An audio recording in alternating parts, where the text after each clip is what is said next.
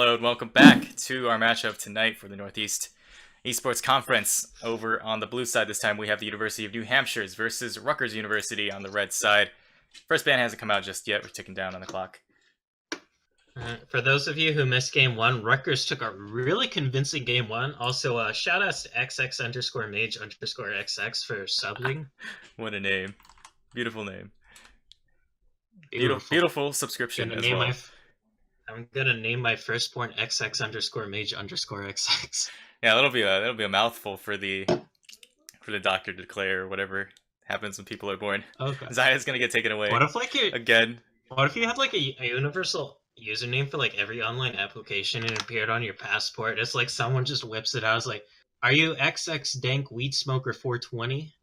By any chance? It's like, yeah. Loud and proud, man. Loud and proud. Bans so far pretty similar to last game. We see the Zaya, Zach, and the Warwick. My mind was blanking on his name for a second. It's like Werewolf. No, it's not that. Yeah, and real quick note. Yeah. So it looks like Eponine was probably a sub or something, because we got Dioker in the mid lane nowadays. So he was on Scion last game. He's been shuffled over to mid. Volcanos is going to come in to take his place. Finally, a guy with his school and his club tag. Make things a little bit easier for us to identify which side is which as fights break out. But Volcanos is taking the role of, I guess, band captain and top lane for University of New Hampshire this time around. Yeah, I'll see what the final ban is. It is going to be the Jax against Eternal Crystal. Eternal Crystal, once after he got that assist and had that extra sustain just to weather through the Scion pull, really did well. Because he was just started consistently winning trades and whatnot. And we do see the Volibear ban come out from Rutgers, actually, not wanting in New Hampshire to pick it up. No surprise there, since, well, Volibear is the highest win rate jungler and probably the top pick for jungle. And it's like, even if you haven't played much Volibear, he's really easy to pick up, since, he's you look pretty at simple. Kid, it's like, no skill shots. It's really straightforward. You run at him, you flip him, and you just start smacking him. And Tristana is going to be the first pickup here for New Hampshire. She was banned last game, but slipped through this time. Tristana, really scary ADC, has a great, like, levels 2 and 3, but then, like, falls off a little. Like, she is a really powerful all-in, but, yeah, then once she hits, like, 2.5, 3 items, then she becomes super scary. Swain can be the pickup for Eternal Crystal. I believe he's actually been playing that a bit more in solo queue. Yeah, I haven't seen terribly great things coming out of New Swain so far. I haven't, like, not great reviews from the more professionals in the industry, and as a result, like, hasn't really been popping up in the matches that I've seen. Graves suffered for a second there. Skarner is going to be the pickup for best Kennen this time around. Forgot about Skarner. He actually slipped through pick and ban last time, I believe, but Skarner is kind of similar to Volibear in that, like, you just run in like a madman, pick one guy, and just yoink him into your team. And then it's a 5v4. And 5v4s are usually pretty easy to win. Is that Shin Zhao? Oh my god, what have they done to his face? Yeah, wow, it is. They gave him a new splash, basically. That is a crazy Widow's Peak. I don't think I've met an Asian... Yeah, that's what's throwing me off, too. It's just, like, super pointy, like, a second set of mega eyebrows. That is, like, a... First off, you got the angry eyebrows, but then above that, you got angrier eyebrows. That is a Vegeta level Widow's Peak. And yeah, the double set of angry eyebrows. So we got angry Shin Zhao for triple backflip this time around. Ooh, Morgana, that's probably going to the Brett 6, although technically it can be flexed to jungle or mid. Of course, support just more the most usual choice. But yeah, having that black shield to protect the Tristana from CC is nice. Not to mention that just the pick potential with Morgana Q is great. Like, a ranged 3.5 second snare is nothing to just ignore. And yeah, that might actually force QSS buys. Not entirely sure, because I haven't seen Morgana in a while, actually. Yeah, looking at Shin Zhao and Morgana picked up in quick succession, it makes me think that UNH is going for more of a pick composition. Like last time, I think I don't know if you'd really count the last team composition as a pick composition. We did see Kane get the jump on people once or twice, just by himself.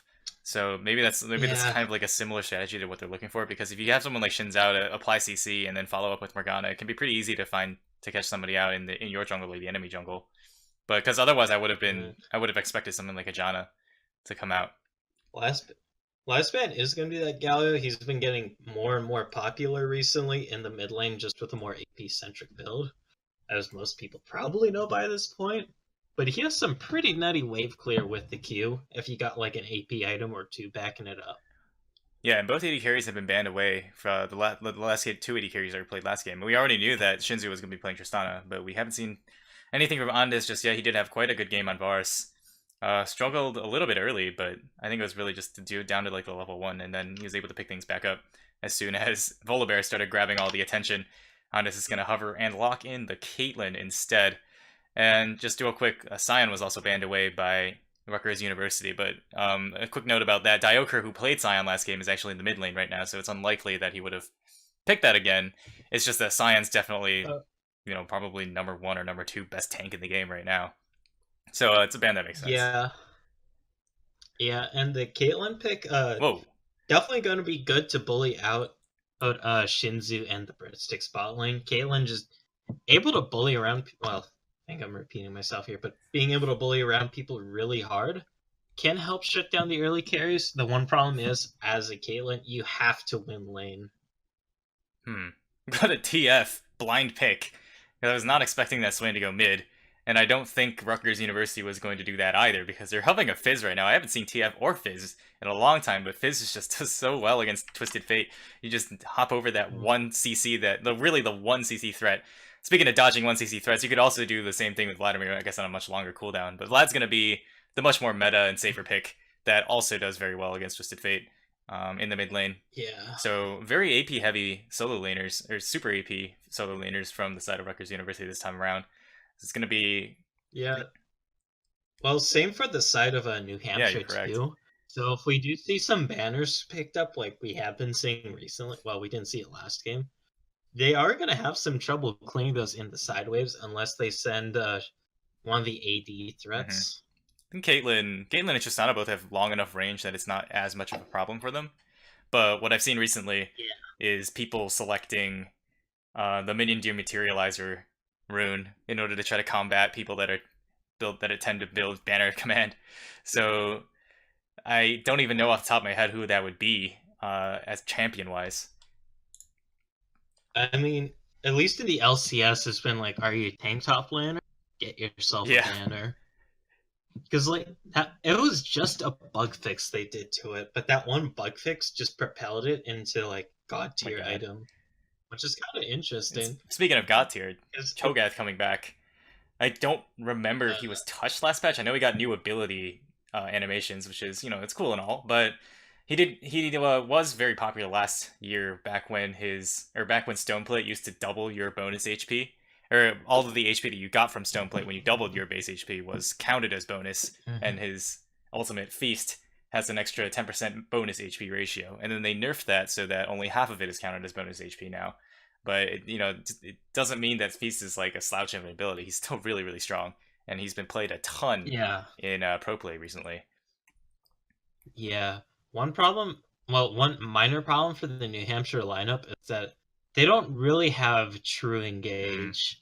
It's like they don't have like, say, the Sion ulti or like a Maokai W to just go in and like force something. It's gonna have to be Volcanos just either charging in or a really good bind/stun from Diokre or the Breadsticks. They do have a lot of lockdown, but yeah, I mean, I think other than the Vladimir, the enemy team is pretty susceptible to that. If you're looking at pick potential. It's going to be... I really think UNH's strategy here is going for the single person pick and then fighting the 5v4, because otherwise it's going to be really hard to stand up against the likes of Swain, Vladimir, Caitlyn, who can really AoE you down from afar. If you're looking at the side of UNH, again, their mid laner, even though it's a different player now, picking someone who's relatively single target focused as far as burst damage goes. So once you blow that initial combo as Twisted Fate, you really just don't offer as much. Other than the occasional gold card, and there's no damage potential that they're expecting out of you, like something like an Azir or a Rise. Yeah, a slight problem with the Rutgers comp though is just with the double AP solo laners, well, AP carry solo laners, I should say, is that basically when it comes to team fights and say Volcanos starts stacking up on the MR triple backflip Mhm. too, that is gonna hamper their ability to fight, especially if we see like say adaptive helm on Volcanos early. That is gonna help a decent chunk. And it's like, of course, there's also the Morgana Black Shield that shields magic damage on the Oh man, breadsticks. yeah, that's true. So, yeah, so just having to go through that too will be a bit of a pain. So a And lot of it's going to be on Caitlyn. And it depends. I guess it depends if Xin Zhao feels a little bit squishier if Caitlyn's going to have a good target. Maybe Twisted Fate decides to step up a little too far to try to stun the enemy AD carry. But I wanted to point out on the other side, Tristana is pretty much always going to have an okay target to hit. Swain and Vladimir are not tanks by any means, and they have to definitely get within auto attack range in order to threaten the enemy team. mm-hmm. Gonna start loading in here. Yeah. The value of Executioners against the Rutgers comp is actually going to be pretty good. Also, Morello's too. Just being able to get constant grievous wounds on the Vladimir and Swain will be very handy. Caitlyn too, since she's probably well, there's the fleet of footwork lifesteal. Andes might have also taken the lifesteal rune, and of course, Alpha's healing. I guess it. So we'll see if Sorry, yeah, finish your thought. yeah, we'll see if Shinzu decides to at least spec into a somewhat early Executioner's Calling to help combat that, or if he just decides to go the standard triple crit. Mm-hmm. Wouldn't be surprised to see it early out, but you don't want to be down in items against a Caitlyn, that's for sure, because she will just outpoke. She's already outpoking you, and then you're Yeah, gonna lose every I'm fight not. coming in. I don't know, because Caitlyn, she had her mid game dip is decently True. noticeable, and Tristana by then will still be powering up. And I think Tristana has a more stronger mid game than Caitlyn, just based solely on her rapid fire steroid. Because Caitlyn, she really wants like at least 3 items, and that's when her late game ticks in. Yeah, I think Tristana's late game is also better, just a virtue of she has tower pushing built into her kit, whereas Caitlyn kind of just does that incidentally if she's able to get a early static shift or something like that to help clear waves. Because Tristana has both really strong wave clear and also the explosive charge tower damage bonus. So hopping into game now, in the red trunks up top we have Eternal Crystal on Swain in the top lane, best Kennen NA on the Skarner. Again, no Kennen pick, unfortunately. Virtue on Vladimir in the mid lane, Andes and Alpools in the bot lane on Caitlyn and Janna, respectively. For for Rutgers University. On the opposite side, we have Volcanos on Cho'Gath in the top lane, triple backflip on Xin Zhao in the jungle, Dioker in the mid lane on Twisted Fate, Shinzu and the Breadsticks in the bot lane on Tristana and Morgana, respectively, for the University of New Hampshire. And Rutgers University is up 1-0 in this matchup so far, but we did have a sub swap. Dioker previously playing top lane, getting swapped in the middle, and Volcanos coming in for the top. And they're going to lead off by knocking up Eternal Crystal. He did take the 3-point strike, or triple back from Reddit. The Flash Gold card is going to pick up the kill. Easy peasy level 1 for Dioker. Yeah, that's pretty big. Trading Flash for Flash, but getting that first kill onto your mid laner, that's pretty big. And yeah, looks like Dioker's gonna have just enough time to go back and spend that money. Gonna use it on the early boost. So while that isn't combat stats, TF, he does like the extra move speed just for weaving, and of course just roaming to get into play stealthy. But yeah, both junglers gonna be starting their blue. Yeah, electing to go for opposite sides of the jungle once more. And remember last time triple backflip went for a very early invade. It was able to triple buff his enemy in the Volibear last game. But he's going for the Gromp this time around, so I don't know if he's going to make it. Oh, he might still be planning it. Let's see which way he goes. He's heading down towards the wolves, though, so not likely to happen this time around. Yeah. Interestingly, Breadsticks deciding to go for the Comet instead of the Airy. It is kind of a mashup. Comet gives you a lot more poking lane, but Airy brings more utility, especially to the later fights. Yeah, it would give it would give Morgana a little bit more general purpose shielding. She's able to do that instead. Because the Aerie does still do damage, albeit less damage. Ooh, looks like we got a bit of a feisty fight. Yeah, how did Just Fate end up over there? Finally's gonna hit a minion. Bonnie's gonna throw down a little bit more poke in response. Diaker's gonna gold card triple backflips immediately here for the win. The double flash too. Best candidate NA. Not gonna be able to get out of this one. Stabbed to death by triple backflip. Another gold card. Diaker has been pulling only gold cards this game so far. He's gonna grab a kill for himself, rightfully deserved. The Ignite's ticking on triple backflip. He's gonna take too much minion damage to survive that one. At least he gets one back, and I think that should give him double buffs, which is pretty huge. So that is a bit of silver lining, but picking up those 2 kills there and losing double buffs on your jungler was huge. Had it not been for Virtue just being able to snag that kill on the double buffs, things would have been a lot more grim for the side of there. Bot lane, gonna see a little bit of poking.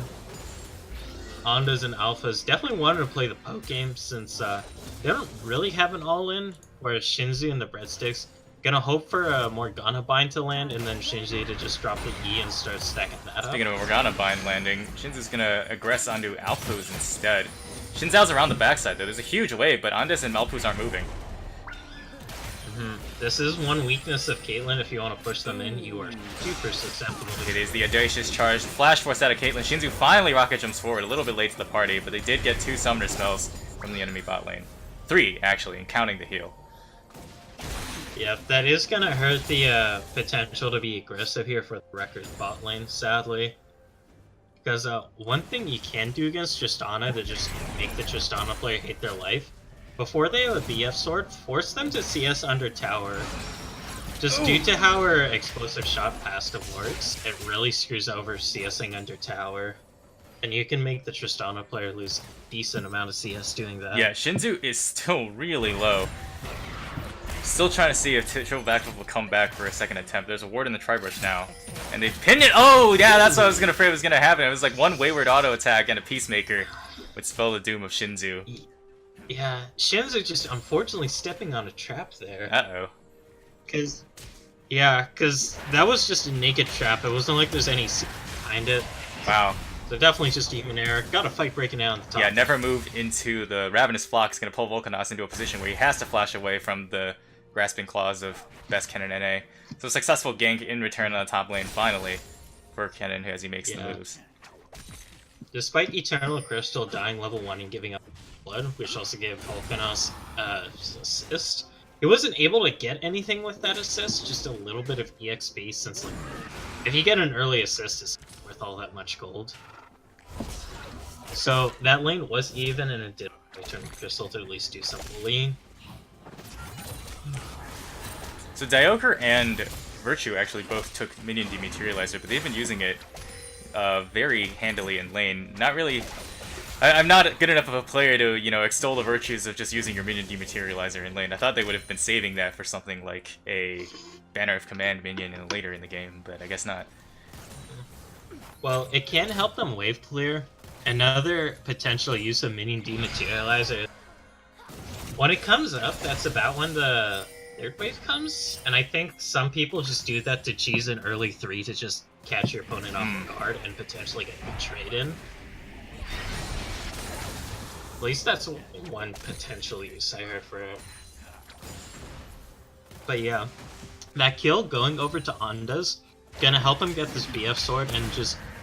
Shinzu only sitting on a coal, gonna give him a hard time in this lane that was already going to be a hard time. And Onda's already pushing that up with the CS lead. See if they push it to tower to try and deny it even further and just get tower poking. Yeah, this isn't even... This is going beyond just forcing Tristana to CS under tower before she's able to get a BF sword. If you force her to back before then too, then yeah, you just go even longer because she was forced to spend some gold at least to try to stay relevant in lane. You haven't seen him take too much harass, they've been shoving up a little bit farther, but the wave's about to bounce back. Right now they have, or UNH rather, have total vision control over the bottom side, but Xin Zhao is electing to focus his efforts elsewhere this time.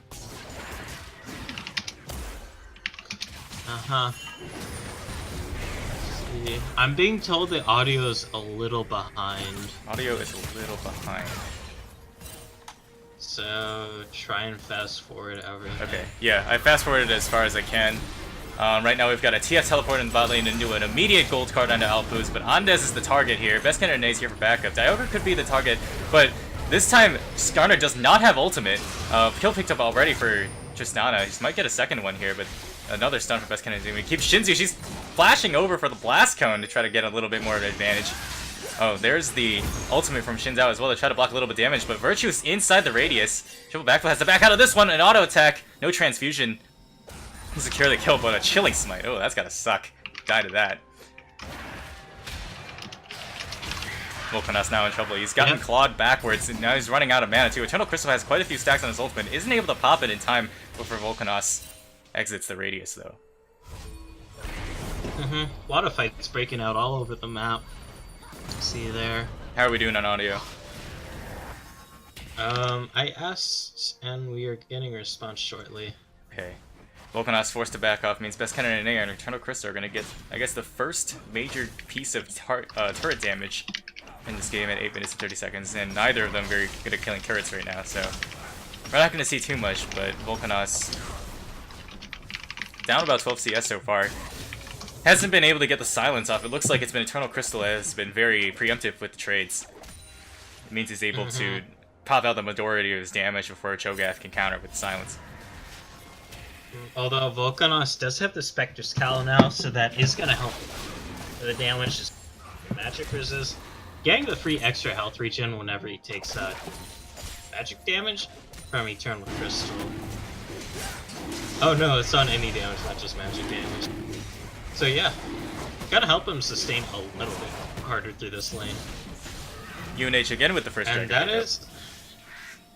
Yep, that is an Infernal too.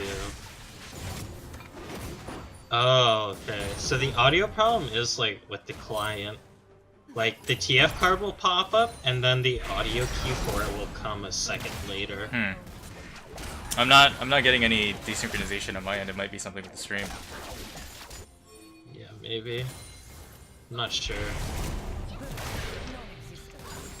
Dark Bindings can go way wide. Means Outpost can walk up a little bit. You can see an instant reaction as soon as that skill is used. Comp's gonna miss as well. Little battle over wards in the mid lane.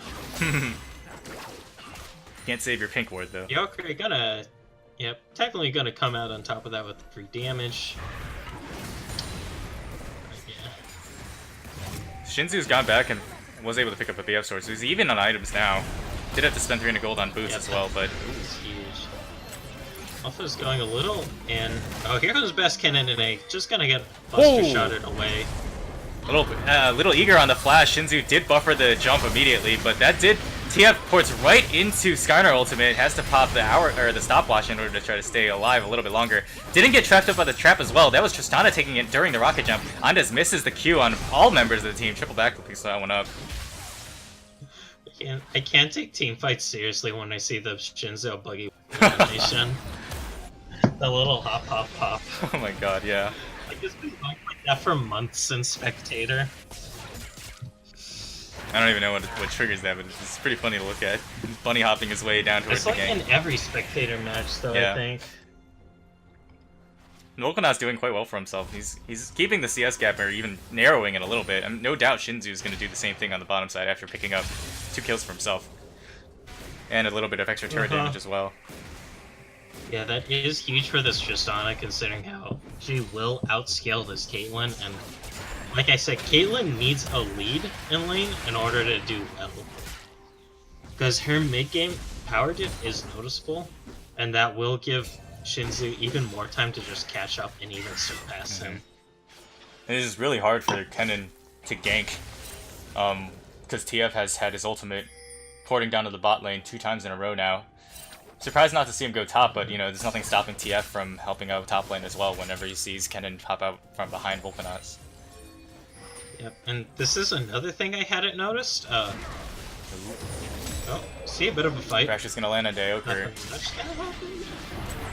Oh, the long range here is gonna land on John. Is gonna prompt the rest of the team to collapse on top. Daioker's on a killing spree now. 3 kills for him. Triple backflip is gonna kill back Kennen Nae on the backside of that. This is a losing fight for them, but Andes has returned on a triple backflip, who stayed in that fight a little bit too long. I don't think Andes has the damage to really finish this one off. There's 3 members charging down a blue card instead of a gold, but it doesn't matter because Shinsu's going to pick that one up. Another jump in the wrong direction is not going to find Vladimir. You hate to see that. But yeah, going back to my point before this whole skirmish broke out, well, I guess it's still going. Yeah. Oh, kind of fizzled out. There we go. Okay. But yeah, one problem for the Rutgers comp here is when it comes to team fights, they're gonna have a hard time getting onto Shinsu. Because their best bet is Best Kid and NA just blitzing in on the Skarner. But we saw in that gank, Shinsu just ulted him away. And even if he does get up close, the Breadsticks can use the Black Shield. And that will nullify the Skarner ulti and the Skarner stun. So that's just gonna give Shinsu a lot of breathing room to just freely DPS. Yeah, that is... It's actually so difficult for Best Kid and NA to deal with the Black Shield. Every time he gets close to someone, Breadsticks hangs on to the ability until Best Kid and NA gets within range.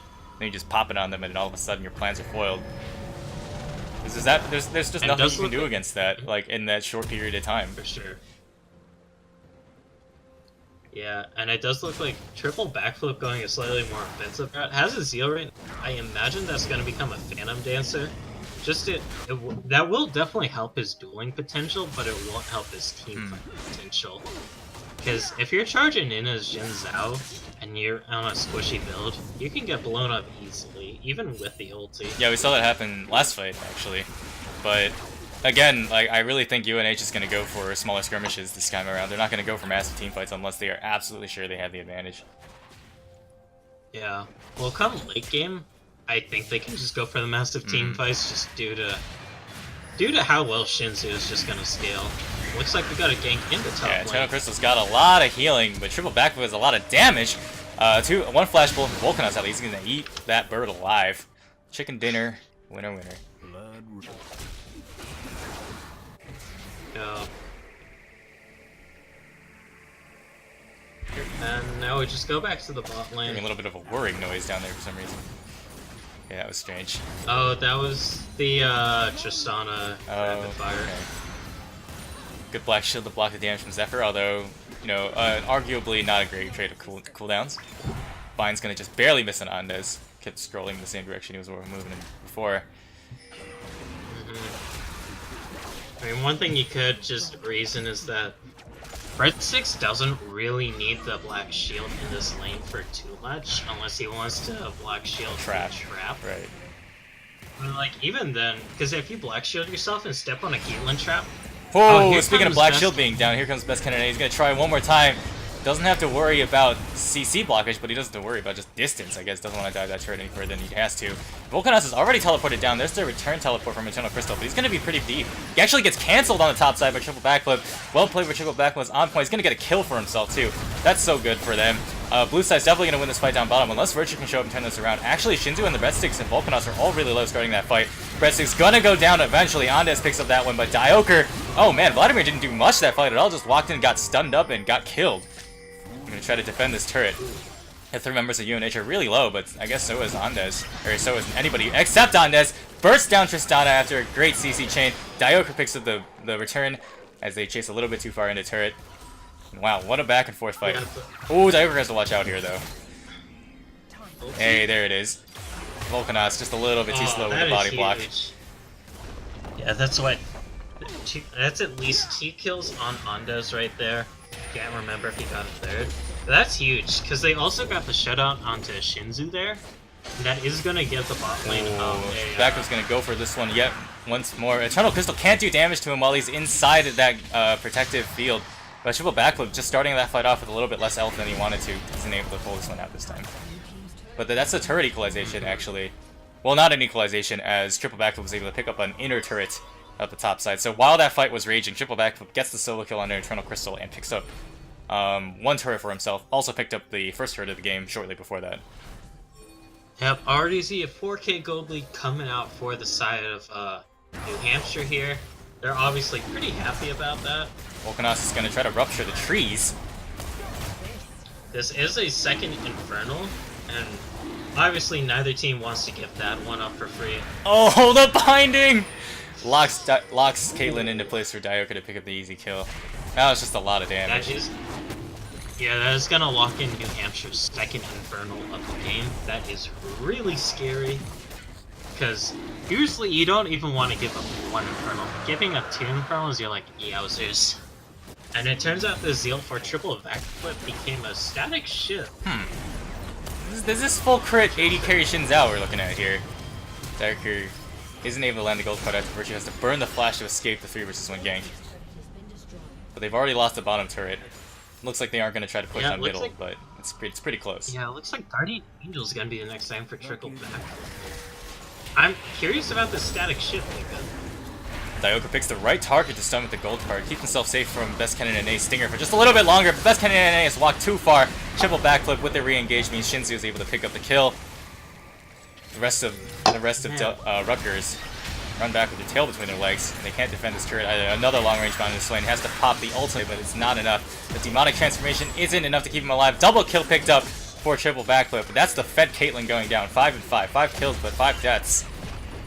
So trying to be the hope for your team is not very hopeful if you're even in KDA. Yeah, whoever was the genius who decided to drop Ghana here for New Hampshire, give that man a raise. Because the Breadsticks is just shutting down the Rutgers engage so hard just by himself. Which is amazing.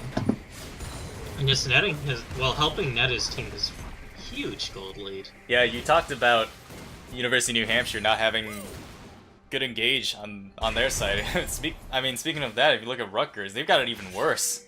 Really, all they can do is just run at you, and they've got what, 2 targeted CCs that you have to watch out for immediately, and then just a bunch of skill shots. On paper, you look at Rutgers, it's like, yeah, they have a much better engage. They have a Skarner who just pops Predator, runs at you a million miles an hour, and just snaps the carry. But you can't really do that if the Breadsticks just slaps his E on someone. Breadsticks E, Dioker Gold Card, Shinzu, Buster Shot, and Rocket Jump. It's just too much that they can do to stop the one threat that they have to worry about to start off a team fight properly, because if he's not able to get that down, nobody else can really do much. Triple backflip and Volcanov's going to pick up a bit of pickle here. Rift Herald 20 seconds before it despawns, or rather 15. Yep, and Shinzu just going to keep pushing this bot, net himself another tower. Is that an Owen Wilson wow? No, but I guess I can do one of those too next time. It sounded like one. Wow. That's funny. Just play that. Oh, funny right there though. Dioker giving Skarner the runaround right as we were talking about how much trouble the Skarner is gonna have going into the game, and really Dioker even by himself is already annoying enough. Yeah, it's like also. We forgot to mention Dioker can shut down the engage too, because if Best Kennen and A runs in, he just slaps him with a gold card. It's like, now you just got a Skarner standing there looking silly for a few seconds. Yeah. Well, 1.5 seconds-ish. So, one way that I do see this working out is if Shinzu pulls a Cody Sun and ults the Skarner into a key member of his own team. Other than that, like, it's just so little hope for this Skarner to get anywhere that he really wants to. He's gonna get ping-ponged all over the place. Yeah, I mean, technically, there is always the chance that Best Kennen and A does get a really sick flank and catches New Hampshire off guard. That is a potential. It's dependent on about 5 or 6 enemy abilities, all off cooldown at that moment. Yeah. Pretty hard to pull off. Yeah, it's also a little dependent on catching your enemies off, which isn't always the easiest. Especially now that Dioker has the Twin Shadows. Yeah.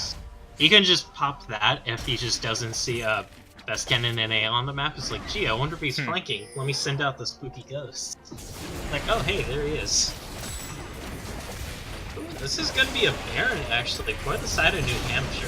Might be a little cocky, but they do have the gold lead and 2 Infernals to back it up. Yeah, this is such a huge lead for them. I don't think this is gonna be much of a problem for them at all. Best Kennen and A does have flash. He's waiting for it. Gets it. No, he doesn't. Actually, that was a feast. So hard to tell one purple monster from another. Triple backflip with the rampage. Cho'Gath could be feeling pretty happy about that, and triple backflip is just flipping the table on Best Kennen and A this time around. Now he's the one with 7 kills versus the 1 on the other team. Ooh, that's actually an infinity edge for triple backflip. But that Baron fight was actually a small window for Rutgers to maybe make a comeback. Since Baron buff does have that Magic Resist Shred debuff, and you got External Crystal and Virtue both on AP carry champions. just having that magic resist debuff and them going in can result in huge damage. Thankfully, for the side of New Hampshire, they're able to snag that up easy peasy, and now they're threatening mid. They even got a banner of command on Volcanos. There it is. Just so they can shred their tires even harder, because Tristana's not enough. And no minion dematerializers left for Virtue. Guess he should have saved those. If he's able to walk up and use it even, it's only got 550 range. And they got the Herald. Yeah, ooh. They're really looking to finish here. Baron buff plus Herald. This might be a chance where we get to see Shelly do the dance in front of the Nexus. Yeah, if you're on the side of Rutgers here, like, you have, like, the counterplay to this push is to hard engage, but they can't. They don't have hard engage. They've got Skarner. That's it. Speaking of Skarner, that's one dead Scorpion. I'll get in the middle of this. I'm watching Rift Herald to see if Rift Herald stays alive, because I want to see that dance. GA's going to get pops from triple backflip, though, so a valiant defense from Andes and the rest of his team, but 3 members are already dead from inside of Rutgers University. The Hemoplay's is going to kill Dioker. Gotta go down here. Yeah, no heal is going to be able to save TF that time, but this is a 4v2 defense. And the Rift Herald is dead, unfortunately, but the rest of the UNH are not. They're going to focus down this Nexus, an even faster win for them, 23 minutes versus the 25 minutes that they were stomped last time. So, both teams knocking each other into the ground in quick succession. We'll see who's able to bring it back for game 3. That was like each game. That was rough. Yeah.